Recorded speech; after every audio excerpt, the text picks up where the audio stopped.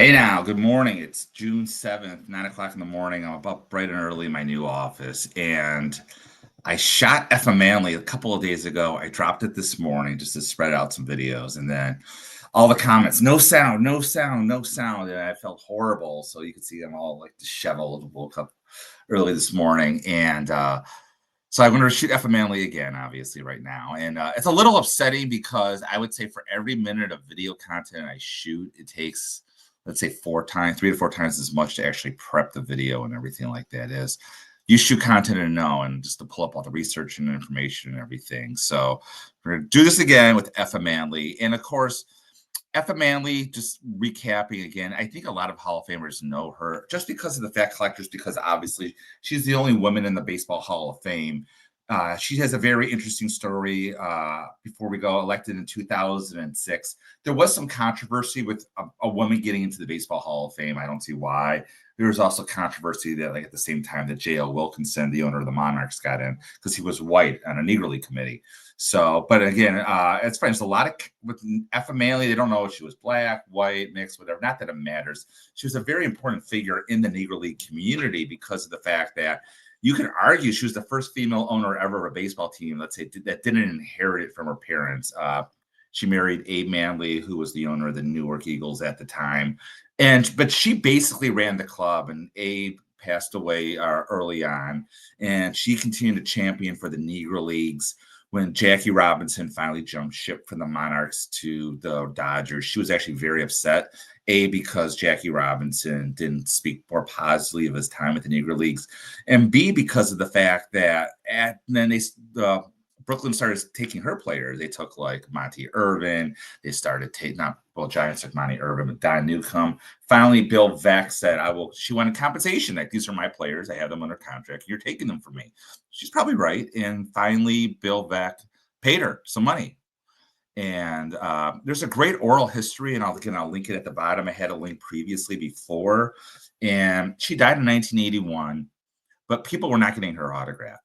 No one ever thought at the time she'd make the Hall of Fame. And because of that, she's by far the most valuable person in the Hall of Fame for anyone that died post 1980. And there are a couple signed baseballs from her. We'll talk about that in a minute. Just be very careful with that. I would not buy any cuts from Effa Manley. Fortunately, she wrote a book in the late 1970s about Negro Leagues before integration, and she did sign quite a few of those. Now, when I say quite a few, there can't be more than 100, maybe not even more than 50 Effa Manley autographs out there.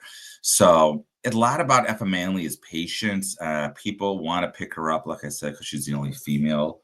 They can say, oh, I have all the females in the Baseball Hall of Fame. So without any further ado, let's actually look at the autograph analysis of Miss Effa Manley. So fortunately, like I said, these are the books. These are very common, and she always signed it on this page. And usually they're all, I haven't seen one that hasn't been, has a personalization in it. So again, Effa Manley has a very nice, it's always signed on a plane like this, very even plane. The E should go through the F right here. The F should be almost identical. Capital E, the M is always the highest letter. The Y usually comes straight down like this. Now, again, there's a lot of, this is to John Holloway. There are a lot of letters like this where she signs either Effa M or E Manley.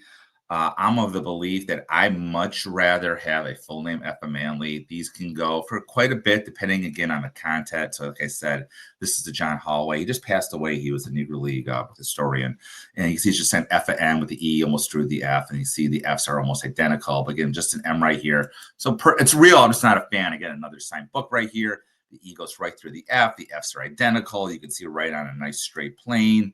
Again, another John Holloway letter. And there are a lot of these John Holloway letters, and they're all good.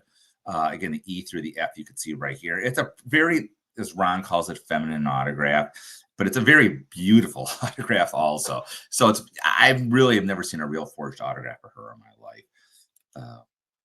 Again, right here, I don't know. I'm not going to read into the content, but again, people pay for the content. This, you see the E through the F straight through on a nice plane right here. The M, the highest point right here.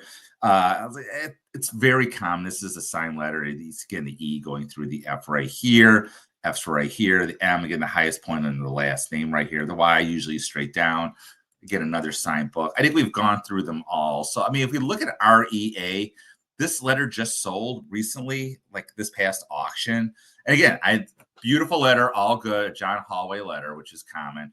You can see it. Autograph is good. $2,000 is not bad. That's a good price for Effa Manley.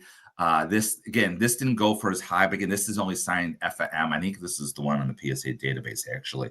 But again, because you're not getting a full autograph of hers, and I don't know what the content is. So going back now, this is a beautiful old Newark Eagles letterhead with the envelope.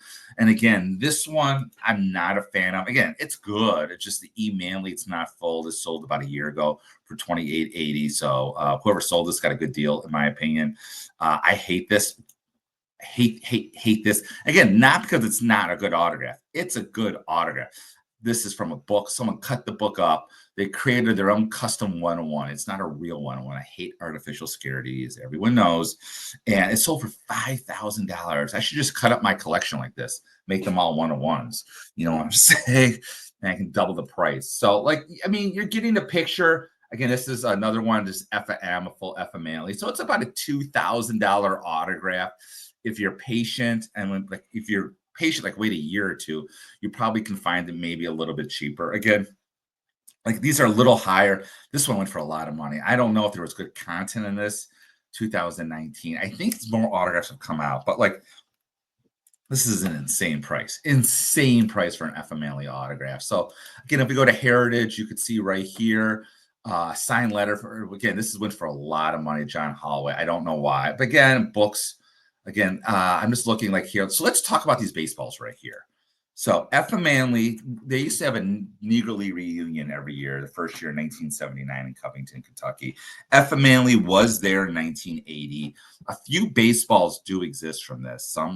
Everyone that was signed there, you could tell like the Ray Dandridge is good. The Chet Brewer was good. Again, she's in her later years right here. So why it's a little, what's the word I'm looking for? Someone out there like hesitant, you know what I'm saying? It's not nice and beautiful.